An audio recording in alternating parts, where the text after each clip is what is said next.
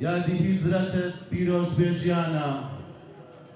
شاری مەدینە بە تۆوە جوانە خۆشەویستی خوا و فریشتەکانی گەورە و سەرداری و هەمیشە ئێمە وەکو کوردستانیان پەیامە جوانەکەی محەممەدمان هیجرەتی پێغەمبەر صلی الله عليه وسلم زۆر وانەی جوانی تێدایە لەو وانانە ئەوەیە کەوا ئێمە فێر دەکا وەکو موسڵمان هیجرەتمان لە گوناح بەرەو تەوبەکردن و گەڕانەوە بۆ خوای گەورە لە تاریکی بەرەو ڕۆناچی فێرمان دەکا کە ئێمە پشت لە دنیا بکەین ڕوو لە دنیای خێر و بەرەکەت و قیامەت بکەین کەوا خوای گەورە لە خۆمان ڕازی بکەین پێغەمبەر صلی الله عليه وسلم فێرمان دەکا کەوا موسڵمان هەموو شتێک هەوڵ بدا لێ ئەوەی کەوا سەرکەوتن بۆ دینەکە بۆ پاراستنی ئاینی پیرۆزی ئیسلام هەوڵ بدەین کەوا لە دنیادا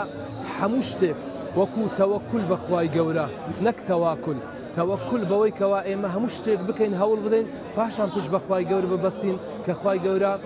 هاوکاریمان بکە سەرکەوتومان بکە بۆیە بەڕاستی ئێمەی موسڵمان لەم ڕۆژە پیرۆزە وا باشە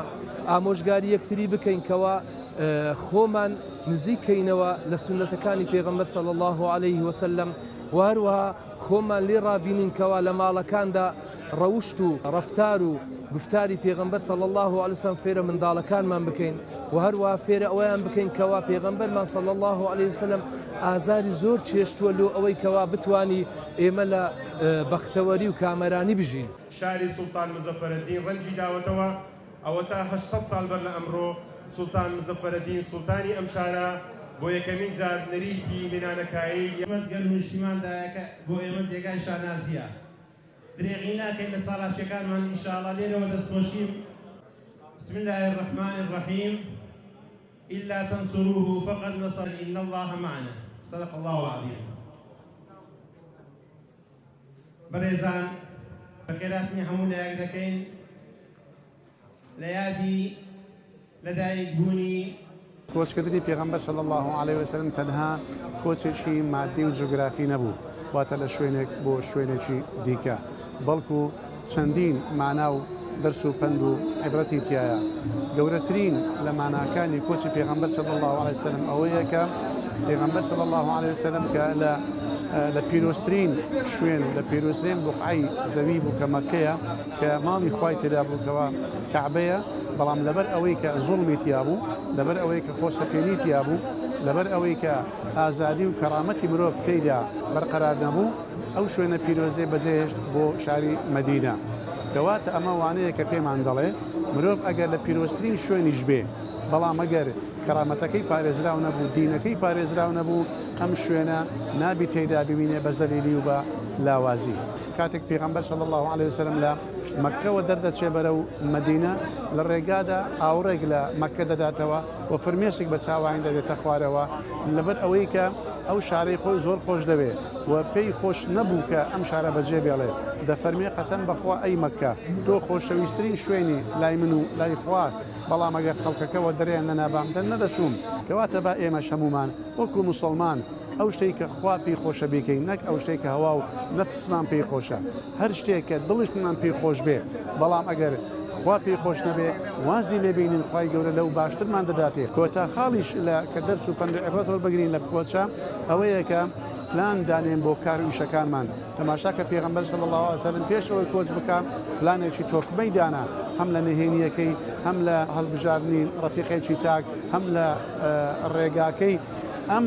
پلاندانانە جوان و ڕێکوپێکە پێشەوەی کۆچ بکات داینا بەڵام پلان دوور نییە لە تەوەکل لەسەر خوا لەسەر ئەوەش کە پلانێکی تەواوی دانا ئینجا تەوەکولی لەسەر خوا بوو و متمانەی تەواوی بەخوای گەورەشە بوو تەبەن ئەو کۆڕ و مەدرسانێکەوە بەشداری دەکەین ئێمە ساڵانە دەبینی دەکرێت لە ناوماندا بە ناوی مەولودی یان بە ناوی مەسەلەن هەر وایە ئەو بابەتانە هەیە لە ناو خاستە لە ناو کوردەواری خۆمان زیاتر و زیاتر محەبەتە لەوە پێغەمبەری نازدارمان عەلەیهی سڵاو وسەلام ڕوحم بەفیدا بیتن و ئاشناکردنی خەڵکەکەیە بەگشتی و نەوە لە دوایینەوە بە ژیاننامەی حەزرەتی ڕەسوول الله عەلەیهی سڵات وەسەلام کە چەندە ئەزیەت و مەشەقەتی بینیوە لەو ڕێیەوە پێغەمبەری خۆشەویستمان عەلەیهی سڵات وەسەلام کە هیجرەتی فەرمووە بۆ نمونە یعنی چەندە ئەزیەت و مەشەقەتی بینیوە